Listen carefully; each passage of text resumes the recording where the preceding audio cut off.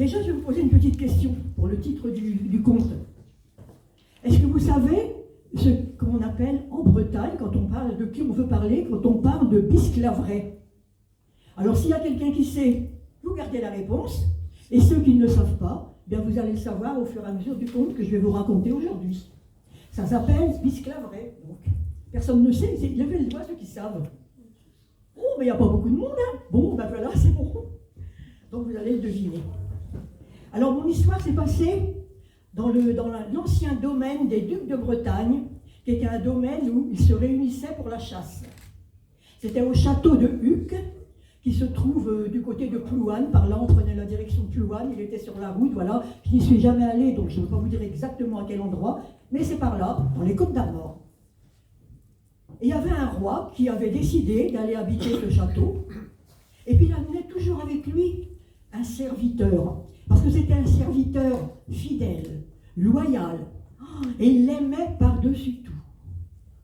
Et ils s'étaient liés entre eux, plus que les liens du sang, une grande amitié. Et ils s'étaient promis d'être toujours présents l'un pour l'autre, quoi qu'il leur arrive. Et ce qu'ils adoraient particulier, c'était aller à la chasse. Alors là, quand ils partaient avec leurs chevaux, ils s'avançaient tout au profond de la forêt. Ils distinguaient chaque cri, chaque effleuve. Ils reconnaissaient chaque trace. Et au bout de quelques jours, quand ils revenaient au château, oh ben je ne vous dis pas, la reine sortait sur le pas devant le château parce que elle les sentait venir à l'odeur de fauve qui s'émanait d'eux. Alors eux, ils arrivaient tout contents, oh là là, elle ne voulait pas qu'ils rentrent dans le château avant d'avoir pris une bonne douche et d'être bien lavés justement par les servantes. Et comme dans tous les châteaux, le roi organisait parfois des fêtes. Et voilà ce jour-là, un jour où une fête était organisée, voilà que le roi voit arriver une très belle femme. Il ne la connaissait pas, il ne l'avait jamais vue. Elle est arrivée, elle s'est prosternée devant le roi, et quand elle a levé les yeux, elle a croisé les yeux du chevalier. Ou du moins, c'est plutôt le chevalier qui a remarqué cette belle dame. Aussitôt que ses yeux ont croisé cette belle femme, le chevalier en est tombé, mais éperdument amoureux, comme on dit, il a eu comme un coup de foudre. Et à partir de cet instant, il aimait tout en elle. Son visage, sa belle chevelure, son allure, tout lui plaisait. Alors, quelque temps après, eh bien, ils se sont mariés. Et ils sont allés s'installer dans une chaumière, pas loin du château. Oh, et le chevalier en avait complètement oublié son ami le roi. Il l'avait complètement délaissé. Il n'avait que d'amour que pour elle.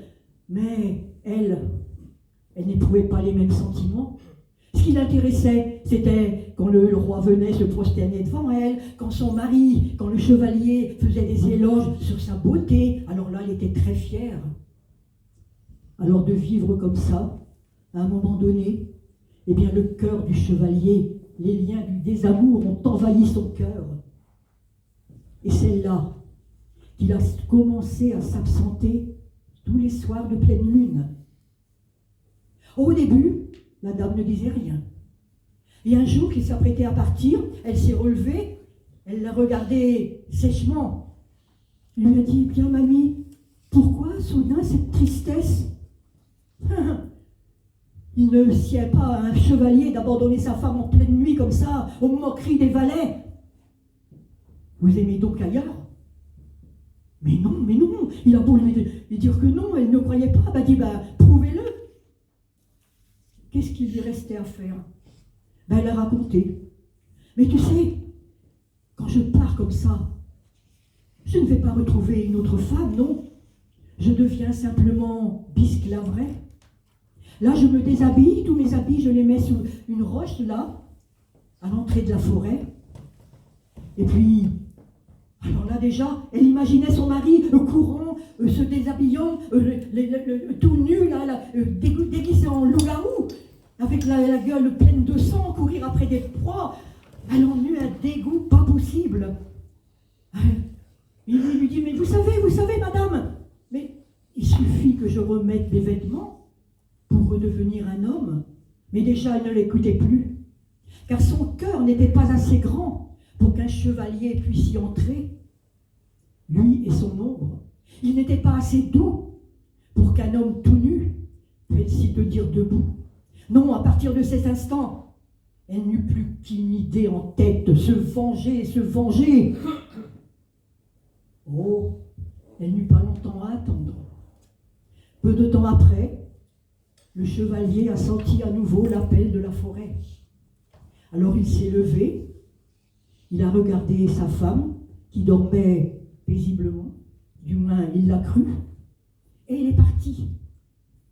Mais cette nuit-là, elle l'a entendu se lever. Elle a attendu qu'il parte, elle s'est levée à son tour et elle l'a suivi jusque dans la forêt. Et là, en effet, elle l'a vu défaire ses vêtements, les mettre sous la pierre, là, à l'entrée, et puis partir. Alors là, elle la tenait, sa vengeance. Elle est allée chercher les vêtements, elle les a emmenés dans sa chaumière, elle les a bien cachés au fond d'une malle. Quelques jours après, le chevalier n'est pas réapparu. Le roi a trouvé ça bizarre, il est allé trouver la dame. Ben non, elle ne savait pas ce qu'il était advenu de lui. Elle ne l'avait pas revu. Et à partir de ce moment-là, le roi a senti dans son cœur une grande blessure. Il avait perdu son ami. Quelque temps a passé, et la femme du chevalier s'est remariée avec un baron. Et le roi ressentait toujours cette douleur d'avoir perdu son ami. Et au bout d'un an, il a décidé de retourner à la chasse. Quand il est monté sur son cheval, qui s'est dirigé dans la forêt, avec sa horde de chiens devant, soudain les chiens se sont mis à aboyer. Ils venaient de débusquer un loup. Mais bizarrement, les chiens se sont retirés sur le côté, laissant la place au loup. Le loup est arrivé, il s'est assis près du roi. Le roi a posé sa main sur sa tête. Et à partir de cet instant, le loup est devenu, à la place de son serviteur, le compagnon du roi. Partout où le roi allait, il emmenait le loup. Ou quand il restait, quelquefois, il était tellement gentil qu'on lui donnait même la garde des enfants. Et les femmes dans le château, les servantes, aimaient beaucoup passer ses mains sur sa peau rugueuse. Et voilà qu'un jour, le roi décide encore de faire une grande fête. Et cette fois-ci, il a invité tous les barons des alentours.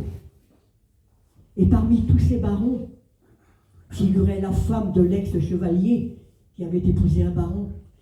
Il le tenait par le bras. Dès qu'elle est rentrée dans la salle, elle a senti un regard sur elle. Elle eut beau zioter d'un côté et de l'autre, elle n'a vu personne qui la regardait. Ses yeux se sont baissés à ce moment-là. Et elle a croisé les yeux du loup, et à ce moment-là, le loup a foncé sur elle. Oh, on a entendu des hurlements, des cris dans le château, il y avait du sang partout. Mais qu'est-ce qui s'était passé? Le roi a pris cette femme, il l'a emmenée dans sa chambre, et les hommes voulaient aller faire tuer le loup, et le roi lui a dit, attendez, avant, je veux savoir ce qui s'est passé. Car pourquoi ce loup, si gentil, s'est subitement jeté sur l'ex-femme du chevalier? Alors il l'a interrogée toute la nuit. Et au petit matin, elle a avoué. Alors le roi est vite allé dans la chaumière, il a retrouvé les vêtements du chevalier, il est revenu au château, il les a déposés devant le loup. Le loup a à peine regardé, sans rien dire, sans bouger. Alors le chevalier a fermé la porte, il est ressorti. Et quand il est revenu le soir, qu'il a réouvert la porte de la chambre, il a vu le chevalier qui avait revêtu ses vêtements allongés sur le lit. Quand leurs regards se sont croisés tous les deux, le chevalier s'est levé. Ils se sont pris dans les bras, ils se sont serrés. Le roi, aussitôt sa blessure était guérie. Il avait retrouvé son compagnon, le serviteur qu'il aimait de tout son cœur. Les peaux peuvent changer, mais le lien qui unit des âmes ont un reflet d'éternité. C'est du moins ce qu'on dit depuis tout ce temps-là. Merci.